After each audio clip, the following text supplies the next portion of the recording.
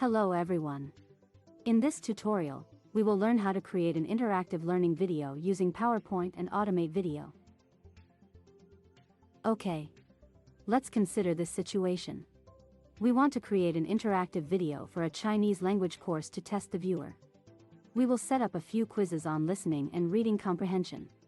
Chinese is a neat use case because using audio dramatically improves the learning experience of Chinese characters. We will see how to do it in the tutorial. We also want to make it a bit fun for the user, so we will include some cartoon characters just for the sake of the demonstration.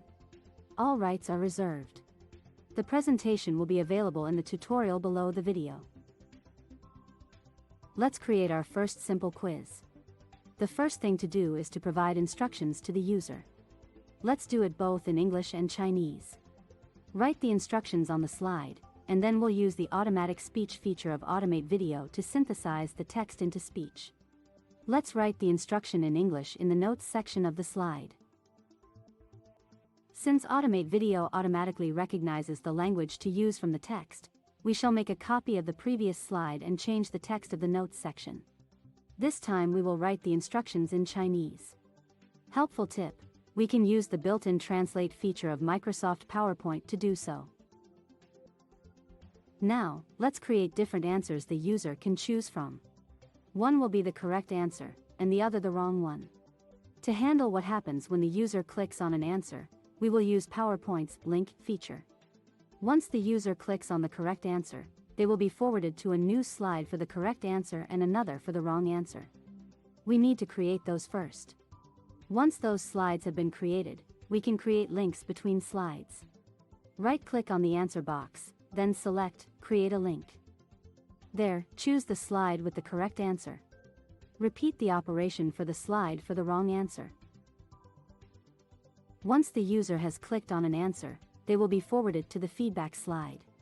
If we don't do anything, the user will see the next slide in the list.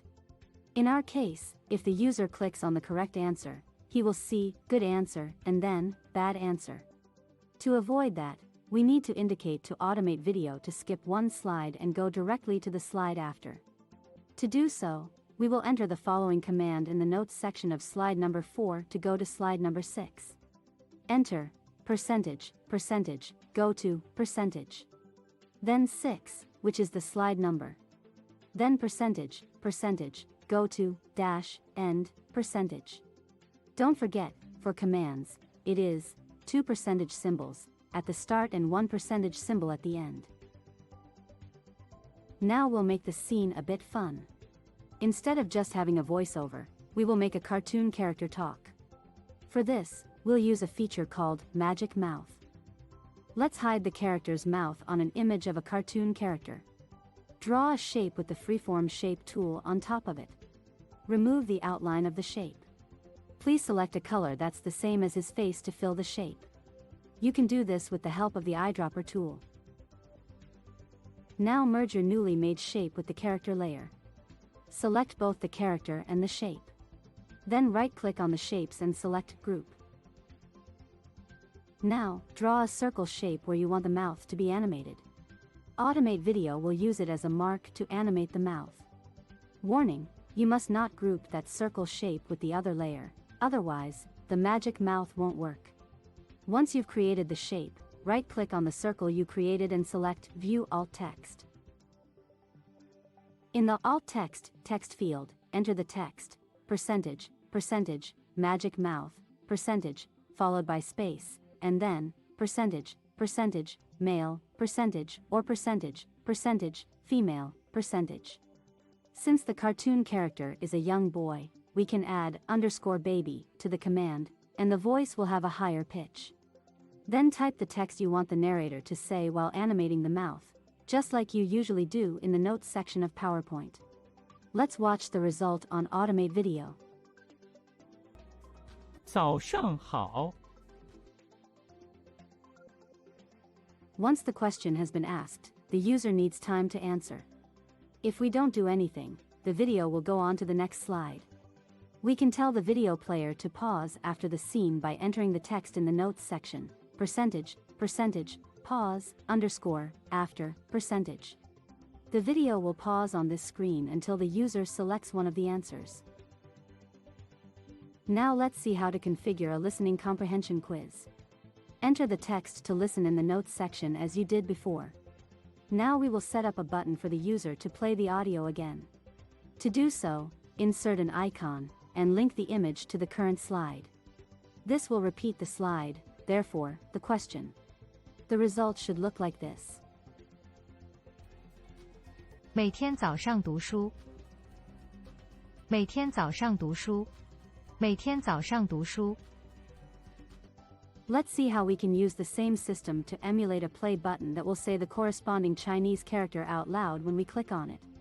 It's like the last part, except this time, we'll need to copy and paste the slide 3 times, one for the pause after command and one for the text for each play button. Like before, we'll set up a link for each play button to redirect the user to the corresponding slide. This time, we will automatically forward those slides to the slide with the pause after command. To do so, on each slide with the new text, we will enter percentage, go to percentage. Then the slide number where we set the pause after, then percentage, go to dash, end, percentage. This will set up a loop so the user can click as many times as he wants on both icons to hear the words. The result should look like this. 看下图，选择正确的汉字。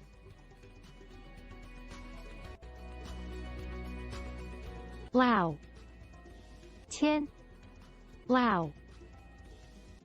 That's it. Your PowerPoint is now ready to be imported to Automate Video to create your interactive video. Select the option Use PowerPoint Notes section content to synthesize voice or the option Use PowerPoint Notes section to create a virtual presenter and select a speech-only female or speech-only male. Thank you for following this tutorial.